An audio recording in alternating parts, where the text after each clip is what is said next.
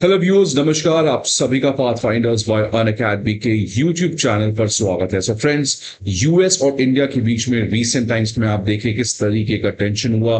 Donald Trump ने एक तरीके से इंडिया को धमकाना चाहा और उन्होंने कहा कि भारत की इकोनॉमी जो है वो रशिया के साथ एक तरीके की डेड इकोनॉमी हो चुकी है और रशिया के साथ हमारे रिलेशन को तोड़ने के लिए कई सारे प्रयास किए गए, जिसमें हम पे पेनल्टी लगाने की बातचीत की गई और साथ ही साथ रॉटर्स जो यूएस की एक न्यूज़पेपर मैगजीन है उसमें भी कहा गया कि भारत जो है वो अमेरिका के दबाव में अब रशिया से तेल नहीं खरीदने जा रहा है। लेकिन फ्रेंड्स, अब भारत ने उन सारे मिथ और उन सारे प्रोपेगेंडा को एक्सपोज कर दिया है और इनफैक्ट अब तो ये भी खबर आ रही है कि डोनाल्ड ट्रंप के इस धमकी के बावजूद एस जयशंकर, भारत के एक्सटर्नल अफेयर मिनिस्टर, और एनएसए अजीत डोभाल, ये दोनों इस समय रशिया जाने वाले हैं probably in this month only. मतलब अगस्त में फ्रेंड्स, दो back to back high profile visit Bharat की तरफ से रशिया होने जा रही है, जिसकी वजह से अब क्लियर है कि भारत अपने टाइम टेस्टेड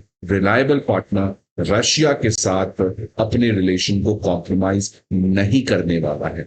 तो फ्रेंड्स, ये एक बहुत बड़ी डेवलपमेंट है। देख सकते हैं न्यूज क्या आ रहा है कि एनएसए अजीत डोभाल जो है external affair minister S Jaishankar, ये दोनों प्लान कर रहे हैं मॉस्को जाने का, वो भी इसी मंथ। डोभाल जो है फ्रेंड्स वो early part of this month, probably next week भी वो मॉस्को जा सकते हैं। और खबर ये आ रही है कि जयशंकर जो है वो रशिया जाएंगे अराउंड मिड अगस्त। तो फ्रेंड्स, ये दोनों लीडर्स का एक तरीके से रशिया जाना ये बहुत बड़ा मैसेज है यूएस एडमिनिस्ट्रेशन के लिए कि आपके इस ट्रंप के टैरिफ एग्रेशन की वजह से भारत जैसे कंट्री को आप बुली नहीं कर सकते हो। India has independent foreign policy and it will always have. So friends, इसी के बारे में आज और डिटेल में हम लोग बात करने का काम करेंगे। बट आगे बढ़ने के पहले फ्रेंड्स, एक इंपॉर्टेंट इन्फॉर्मेशन आप सभी के लिए कि Unacademy IAS previous year questions, current affair magazines और प्रीलिम्स मॉक टेस्ट, ये तीनों चीज के पीडीएफ जो है आपके सामने लेकर आया है। ये सारे पीडीएफ आपको हमारे वीडियो के दिए गए डिस्क्रिप्शन बॉक्स में मिलेगा। इसके अलावा friends, if you need any information, आप इस नंबर पर कॉल कर सकते हैं हमारे, या आप हमारे ऑफलाइन सेंटर प्रयागराज, करोलबाग, मुखर्जी नगर और पटना ऑफलाइन सेंटर पर आके हमारे एजुकेटर्स और मेंटोर्स के साथ 1-to-1 मेंटोरशिप और गाइडेंस भी आप ले सकते हैं। फ्रेंड्स, अगर मैं बात करूं कि एनएसए अजीत डोभाल क्यों जा रहे हैं, तो इनका बहुत पहले से ये प्लान था मॉस्को जाने का for the 13th international meeting of national security adviser on security issues. तो इसके लिए फ्रेंड्स ऑफिशियल विजिट के लिए अजीत डोभाल जा रहे हैं, लेकिन साथ ही साथ अजीत डोभाल जो है ही इज ऑल्सो एक्सपेक्टेड कि वो रशियन ऑफिशियल्स के साथ मिले, सो दैट भारत और रशिया का जो बायलैटरल कोऑपरेशन है और सबसे इंपॉर्टेंटली जो रीजनल सिक्योरिटी है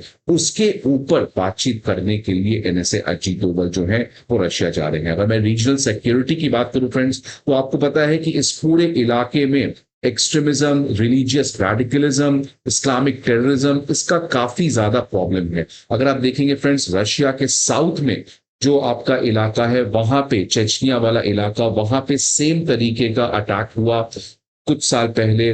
तो रशिया को भी जो टेररिज्म का थ्रेट है वो यहां से आता है और इंडिया को आपको पता है फ्रेंड्स ऑलरेडी थ्रेट आता है। अब रशिया जो है वो भी बहुत सारे स्टेप्स ले रहा है कि कैसे रशिया के साउथ में टेररिज्म को कम किया जाए, और इसलिए रशिया ने एक बहुत ही बड़ा बेट खेला था by officially recognising the Taliban, so that Taliban के साथ रिलेशन अच्छा होने से रशिया जो है वो टेरर इंफ्रास्ट्रक्चर को डिस्ट्रॉय करने के काम कर सकता है। फ्रेंड्स, भारत भी आपको पता है कि तालिबान के साथ काफी प्रोएक्टिवली बातचीत कर रहा है और अब भारत भी कुछ बड़ा तालिबान के साथ कर सकता है, so sort of what Russia has done. और इसलिए फ्रेंड्स, यहां पर रीजनल सिक्योरिटी को लेके इंडिया रशिया अपने कन्वर्जेंसेस तालिबान के साथ रिलेशन को बनाने में भी हो सकता है। इसके अलावा फ्रेंड्स, एनएसए अजीत डोभाल जो है वो early delivery of S-400 air defence system की भी बात कर सकते हैं, बिकॉज आपको पता है फ्रेंड्स, रशिया यूक्रेन वॉर की वजह से S-400 का जो डिलीवरी है वो काफी डिले हो रहा है, जिसकी वजह से भारत का नेशनल सिक्योरिटी में कुछ हद तक प्रॉब्लम देखने को मिल सकता है। अगर मैं बात करूं friends, foreign minister S Jaishankar क्यों जा रहे हैं, तो उनका जो एजेंडा है वो काफी बड़ा एजेंडा है, जिसमें वो एनर्जी पार्टनरशिप की बात करने जा रहे हैं, न्यूक्लियर कोऑपरेशन की बात करने जा रहे हैं, आर्कटिक सी जिस तरीके से वार्म हो रहा है, मेल्ट हो रहा है और एक नॉर्दर्न सी रूट यहाँ पे डेवलप किया जा रहा है, उसके लेकर भी बातचीत होगा, और कैसे दोनों कंट्री के बायलैटरल ट्रेड को बढ़ाकर $100 बिलियन लिया जाए, इन सभी चीजों के बारे में बातचीत होगी। तो फ्रेंड्स देख सकते हैं कि भारत जो है वो रशिया के साथ अपने किसी भी इकोनॉमिक, पॉलिटिकल और स्ट्रेटेजिक पार्टनरशिप को कम नहीं कर रहा है। और इनफैक्ट आपको पता है फ्रेंड्स कि प्रेसिडेंट पुतिन जो हैं वो इस साल जल्द ही भारत आने जा रहे हैं for the India Russia summit. तो फ्रेंड्स इसके पहले क्या भारत और रशिया के बीच में कोई एग्रीमेंट हो सकता है?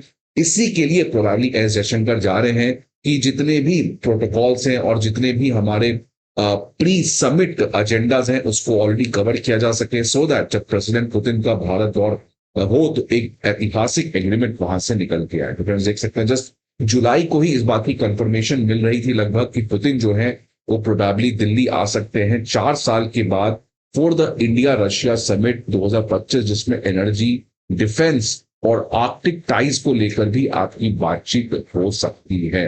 तो ये फ्रेंड्स एक क्लियर मैसेज है अमेरिका के एडमिनिस्ट्रेशन के लिए कि भारत जो है वो रशिया के साथ अपने दोस्ती को खत्म नहीं करने वाला है। इनफैक्ट कल ही मैंने इसके ऊपर एक वीडियो बनाया था फ्रेंड्स कि रॉटर्स के हिसाब से भारत रशिया से तेल खरीदना मना कर दिया है। आप देख सकते हैं कि पहले एक रिपोर्ट आई थी, लेकिन अब भारत ने उस रिपोर्ट को एक्सपोज किया और भारत ने कहा है कि डोनाल्ड ट्रंप जो ये सोच रहे हैं कि हम रशिया से तेल नहीं खरीदेंगे, इसमें कोई तथ्य नहीं है, because India is continuing to buy oil from Russia. It will continue to buy oil from Russia. और देख सकते हैं फ्रेंड्स भारत ने ये भी कहा कि रशिया के साथ जो स्टेडी पार्टनरशिप है वो रहेगा। इसके बावजूद डोनाल्ड ट्रंप पेनल्टी लगाना चाहें तो लगा सकते हैं, वो उनकी डिसीजन है, बट भारत रशिया रिलेशन जो है इट विल रिमेन स्टेडी। और फ्रेंड्स देख सकते हैं रशिया भी भारत के साथ खुल के समर्थन में आ रहा है। जब से डेड इकोनॉमी का एक तरीके से बेसलेस आर्ग्यूमेंट अमेरिका के डोनाल्ड ट्रंप ने लगाया है, उसके बाद रशिया के जो फॉर्मर प्रेसिडेंट हैं मेदवेदेव, उन्होंने कहा है कि dead hand can also strike. तो एक तरीके से फ्रेंड्स बहुत बड़ा स्टेटमेंट यहाँ पे दिया है। ये डेड हैंड जो है ये एक कोल्ड वॉर का कोड वर्ड है कि कैसे न्यूक्लियर वॉर रशिया लॉन्च कर सकता है अगर रशिया के प्रेसिडेंट की मौत हो जाती है। तो डेड हैंड कैन स्ट्राइक जो मैसेज है फ्रेंड्स, ये काफी बड़ा मैसेज यहाँ पे था। लेकिन फ्रेंड्स भारत रशिया के साथ अपने दोस्ती को बढ़ा रहा है, स्टेबल रख रहा है, बट इसका ये मतलब नहीं है कि भारत जो है वो अमेरिका को प्रोवोक करना चाह रहा है। भारत एक बहुत ही डिप्लोमेटिक बैलेंसिंग गेम खेल रहा है। आप देख सकते हैं एमईए का स्टेटमेंट आया है कि यूएस के साथ भी जो हमारा रिलेशन है वो कॉम्प्रिहेंसिव ग्लोबल स्ट्रेटेजिक पार्टनरशिप है, और ये जो एक टेम्पररी चैलेंज आया है इससे भी इंडिया यूएस के रिलेशन को कोई ज्यादा फर्क नहीं पड़ेगा।